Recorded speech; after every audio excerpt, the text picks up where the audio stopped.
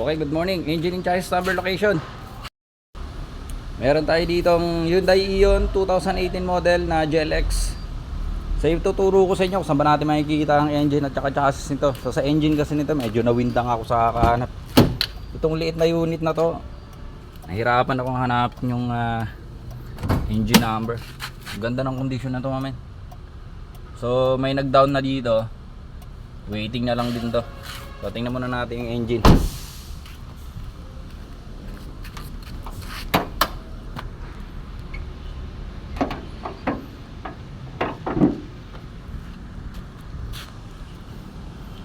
Okay, so bago pala natin tingnan yung engine number na to, unahin na muna natin yung chassis.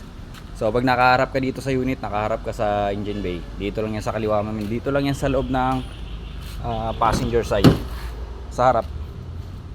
So, wala to, ang dali lang nito, walang kahirap-hirap ang chassis nito. Ito lang mismo, napakadaling stencil. Okay, so lipat tayo sa engine number. Kasi itong late na unit na to, nawindang ako sa kakahanap nito kung saan nakalagay ang engine number nya. Okay, so pag nakaharap ka ulit dito sa engine bay, papaling ka ng konti dito sa my right side.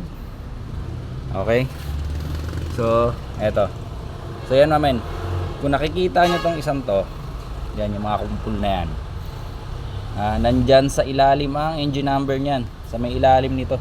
Medyo mahirap lang talaga dukutin, medyo mahirap ding makita. So kailangan mo talagang silipin mong maigi. So kahapon sinilip ko pa yan dun sa may ilalim. Higa ako dun sa ilalim para makita ako lang. So nandito yan. Susubukan ko ipakita sa inyo. Wait lang ha. Kung makikita ba natin, medyo madilim kasi. Opya.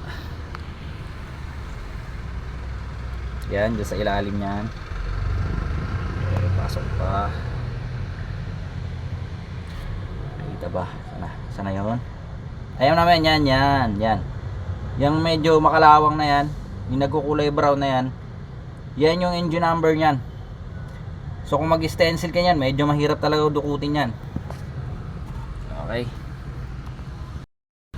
So kapag ganyan kahirap yung location ng mga engine number, so ginagawa ng mga nag-stencil dyan, lalo ng mga nag-stencil sa HPG, ginagamitan lang nila ng carbon, tapos yung packaging tape, so ibabakat lang kasi hindi mo naman talaga madudukot yan, hindi mo may sisiksik yung papel nyan. Ang liit lang na engine bay nito, pero ang hirap ng location ng engine number. Okay, so at least alam naman natin kung saan. So depende na lang, discarding nyo na kung paano yung stencil, kung kayo mismo mag-stencil. Pero kung dadalhin nyo naman to sa HPG, sa macro etching, so alam na nila yung gagawin dyan. Mga veterano na dadalhin yan. Okay, so sana nakatulong to, mamen. Good morning.